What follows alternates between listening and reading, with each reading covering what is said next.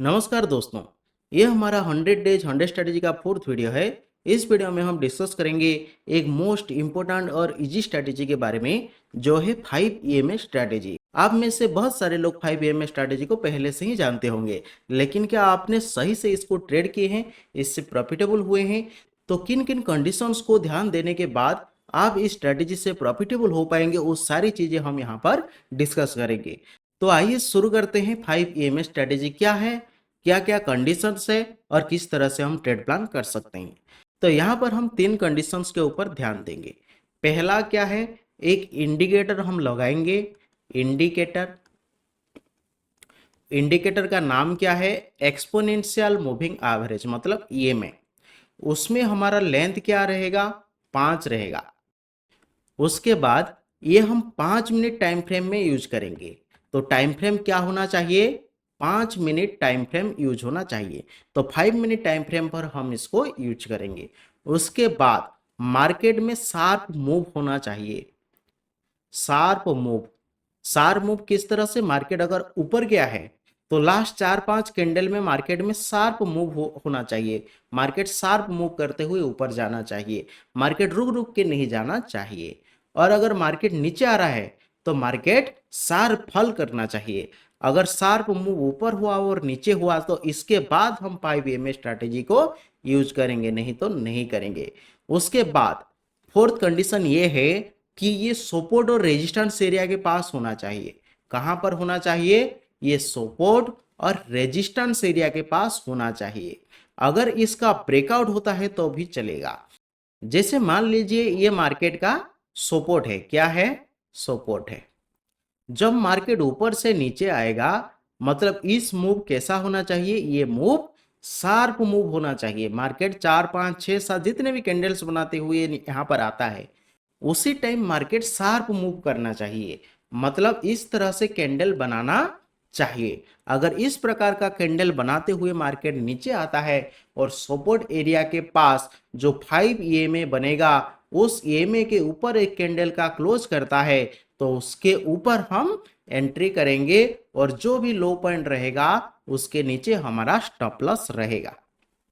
तो जब भी मार्केट रेजिस्टेंस एरिया पर आता है, मान लीजिए ये मार्केट का रेजिस्टेंस है, तो मार्केट अगर शार्प मूव करके यहां तक आता है, यहां पर बड़े बड़े ग्रीन कैंडल अगर बनाता है लगातार, तो उसके बाद जो ईएमए बनेगा, उस ईएमए के नीचे अगर मार्केट का क्लोज होता है, एक बड़ा कैंडल का क्लोज होता है, तो हम इसके ऊपर स्टॉप लॉस लेंगे और इसके नीचे हम एंट्री करेंगे।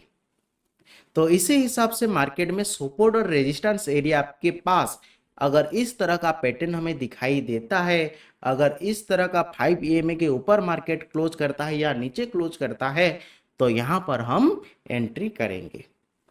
उसके बाद अगर ब्रेकआउट हो जाता है, जैसे मान लीजिए ये सपोर्ट है, सपोर्ट के नीचे मार्केट आया, नीचे आने के बाद मार्केट क्या हुआ, जो 5 ईएमए बना उसके ऊपर मार्केट क्लोज किया, एक कैंडल उसके ऊपर क्लोज किया। तो फोर्थ फिफ्थ कंडीशन क्या है, ब्रेकआउट। अगर सपोर्ट और रेजिस्टेंस का ब्रेकआउट होता है तो ब्रेकआउट के बाद भी हम इसको यूज करेंगे। तो देखिए मार्केट ने सपोर्ट को यहां पर क्या क्या ब्रेक किया, ब्रेक करने के बाद अगर एक कैंडल ईएमए के ऊपर क्लोज करता है तो उसके ऊपर भी हम एंट्री करेंगे और उसके नीचे हमारा स्टॉप लॉस रहेगा। यहां पर हम ध्यान देंगे, अगर इस सपोर्ट एरिया के पास भी ईएमए के ऊपर जाता है तो हम एंट्री करेंगे, और सपोर्ट ब्रेक होने के बाद भी ईएमए के ऊपर जाता है तो हम एंट्री करेंगे। फिर रेजिस्टेंस एरिया पर रेजिस्टेंस को ब्रेक करने से पहले अगर 5 ईएमए को ब्रेक करता है तो यहां पर हम सेल साइड एंट्री करेंगे। अगर ब्रेकआउट होता है, अगर रेजिस्टेंस का ब्रेकआउट होता है, मार्केट इसके ऊपर जाता है, ऊपर जाने के बाद जो ईएमए बनेगा, ईएमए के नीचे भी मार्केट आता है ब्रेकआउट के बाद, तो भी हम इसके नीचे हम सेल साइड ट्रेड में एंट्री करेंगे और उसके ऊपर हमारा स्टॉप लॉस रहेगा। उसके बाद हमारा टारगेट क्या रहेगा, टारगेट हमेशा हम 1:2 का प्लान करेंगे।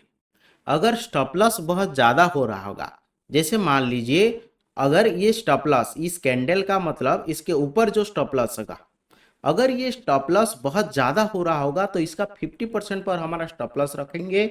उसके बाद इसके नीचे हम 1:2 का ट्रेड प्लान करेंगे।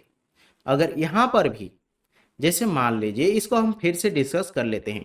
पहले हम देखेंगे जो ईएमए रखेंगे वो इंडिकेटर का 5 ईएमए रखेंगे, उसको हम 5 मिनट टाइम फ्रेम पर यूज करेंगे। इसको आप 10 मिनट और 15 मिनट पर भी आप यूज कर सकते हैं, लेकिन 5 मिनट बेस्ट रहेगा।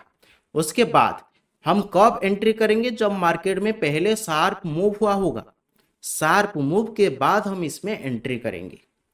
उसके बाद ये सपोर्ट और रेजिस्टेंस एरिया पर इस तरह का 5 ईएमए क्रॉस बनना चाहिए। उसके बाद ब्रेकआउट भी होता है सपोर्ट और रेजिस्टेंस, तो ब्रेकआउट के बाद भी हम एंट्री कर सकते हैं। तो आइए इसको हम फिर से देखते हैं किस तरह से हम करेंगे। मान लीजिए ये मार्केट का क्या है? ये मार्केट का रेजिस्टेंस है। तो पहले मार्केट अगर यहां पर आता है रेजिस्टेंस पर आने के बाद यहां पर कैंडल एक बनाता है जो 5 ईएमए के नीचे क्लोज करता है। अगर 5 ईएमए के नीचे कैंडल क्लोज करता है तो यहां पर हम एंट्री करेंगे, ऊपर स्टॉप लॉस रहेगा और 1:2 का टारगेट प्लान करेंगे। सेकंड, अगर ये रेजिस्टेंस का ब्रेक करता है, रेजिस्टेंस का ब्रेक किया, ब्रेक करने के बाद जो 5 ईएमए बना, उस 5 ईएमए के नीचे एक कैंडल क्लोज किया, तो यहां पर भी हम एंट्री करेंगे और इसके ऊपर हमारा स्टॉप लॉस रहेगा, हाई के ऊपर स्टॉप लॉस रहेगा। उसके बाद 1:2 का हम टारगेट प्लान करेंगे। अगर देखिए मार्केट में सपोर्ट है, तो ये मार्केट का मान लीजिए सपोर्ट है। मार्केट ऊपर से नीचे शार्प मूव करते हुए आता है और यहां पर जो ईएमए बनेगा, ईएमए के ऊपर एक ग्रीन कैंडल क्लोज करता है, तो इसके ऊपर हम बाय साइड एंट्री करेंगे। उसके नीचे हमारा स्टॉप लॉस रहेगा और 1:2 का टारगेट प्लान करेंगे। उसके बाद अगर मार्केट इस सपोर्ट को ब्रेक कर देता है, शार्प फॉल करते हुए मार्केट इस सपोर्ट को ब्रेक कर देता है, ब्रेक करने के बाद जो ईएमए लाइन बनेगा, उस ईएमए के ऊपर अगर एक कैंडल का भी क्लोज होता है तो यहां पर भी हम बाय साइड एंट्री करेंगे और इसके नीचे हमारा स्टॉप लॉस रहेगा। तो ये सारे कंडीशंस को देख के हम इस स्ट्रैटेजी को यूज करेंगे। हम कभी भी जाकर अगर देखेंगे 5 ईएमए के ऊपर मार्केट क्लोज किया तो बाय करेंगे, अगर उसके नीचे मार्केट क्लोज किया तो सेल करेंगे। तो इस तरह से ट्रेड नहीं बनेगा। तो उसी हिसाब से सारे कंडीशंस को हम देखते हुए इसमें ट्रेड करेंगे। तो आइए अब चार्ट में समझते हैं। चार्ट में हम बैंक निफ्टी पर देखेंगे, बैंक निफ्टी में किस तरह से ये ट्रेड बनता है। तो यहाँ पर पहले हम ईएमए लगाएंगे। ईएमए कैसे लगाएंगे? यहाँ पर जाएंगे, यहाँ पर लिखेंगे ईएमए, तो आ गया मूविंग एवरेज एक्सपोनेंशियल। तो ये जो बाय डिफॉल्ट आता है ये 9 आता है, तो इसको हम एसएमए को पहले ईएमए कर देंगे और लेंथ को 5 कर देंगे। उसके बाद ओके करेंगे। तो देखिए हमने क्या डिस्कस किया था, पहले ये रेजिस्टेंस के पास बनना चाहिए। देखिए मार्केट में पहले देखते हैं सपोर्ट रेजिस्टेंस कहाँ बना है।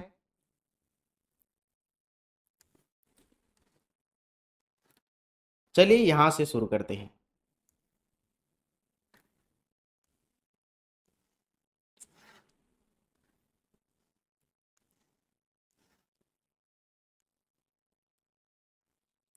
देखिए यहां पर मार्केट ऐसे शार्प मूव किया, तो इसके नीचे कैंडल का क्लोज हुआ क्या? नहीं हुआ। उसके बाद यहां पर देखिए, यहां पर मार्केट ने इसके नीचे कैंडल का क्लोज कर दिया, लेकिन डे का एंड टाइम था इसलिए मार्केट में कोई मूव हुआ नहीं है। उसके बाद देखिए यहां पर देखिए ये मार्केट का क्या था? रेजिस्टेंस। रेजिस्टेंस मार्केट ने ब्रेक किया, ब्रेक करने के बाद इसके नीचे मार्केट यहां पर क्लोज किया, तो उसके बाद हम ट्रेड एंट्री कर सकते हैं। इसके ऊपर हमारा स्टॉप लॉस रहेगा और यहां तक हम ऑलमोस्ट 1:2 का हमें टारगेट मिल गया। उसके बाद देखिए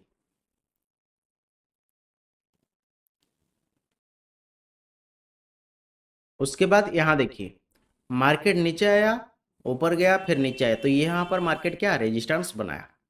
रेजिस्टेंस के पास मार्केट ने शार्प मूव करते हुए गया और उसके बाद देखिए ये कैंडल में मार्केट ने 5 EMA के नीचे क्लोज कर दिया, तो इसके नीचे हम एंट्री कर सकते हैं। बहुत ज़्यादा हाई, बहुत ज़्यादा है, इसलिए 50% तक हमारा स्टॉप लॉस रहेगा और 1:2 का टारगेट हमें मिल गया। उसके बाद देखिए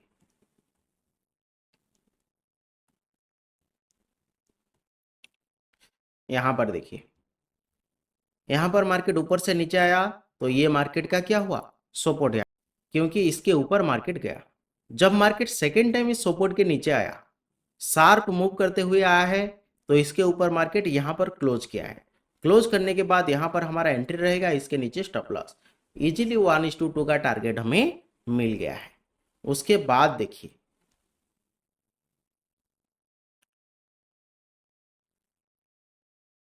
यहाँ पर देखिए, ये मार्केट का क्या है, रेजिस्टेंस है। रेजिस्टेंस के पास मार्केट गया, उसके बाद यहाँ पर देखिए जो 5 EMA ये भी शार्प मूव हुआ है। उसके बाद इसके नीचे यहाँ पर इस कैंडल ने 5 EMA के नीचे क्लोज किया, तो यहाँ पर हम एंट्री करेंगे तो इसके ऊपर हमारा स्टॉप लॉस रहेगा जो बहुत ज़्यादा है, इसलिए इसका 50% पर हमारा स्टॉप लॉस रखेंगे और 1:2 हम टारगेट प्लान करेंगे। देखिए कितना अच्छा मूव हमें मिल गया। उसके बाद और आगे जाकर देखते हैं। उसके बाद यहाँ पर देखिए, यहाँ पर मार्केट ने नीचे से ऊपर गया यहाँ पर, तो यहाँ पर मार्केट ने क्या बनाया, सपोर्ट बनाया। सपोर्ट को यहाँ पर देखिए, यहाँ पर जो मूव हुआ है कितना शार्प मूव हुआ है। शार्प मूव होने के बाद यहाँ पर मार्केट का सपोर्ट है और सपोर्ट के ऊपर इस कैंडल ने, EMA के ऊपर इस कैंडल ने क्लोज किया है, तो यहाँ पर हम एंट्री करेंगे। लेकिन ये डे का एंड था इसके बाद, इसलिए यहाँ पर हमें एंट्री नहीं मिला। उसका अगला दिन हमें मार्केट में शार्प मूव देखने को मिला। उसके बाद और आगे देखते हैं।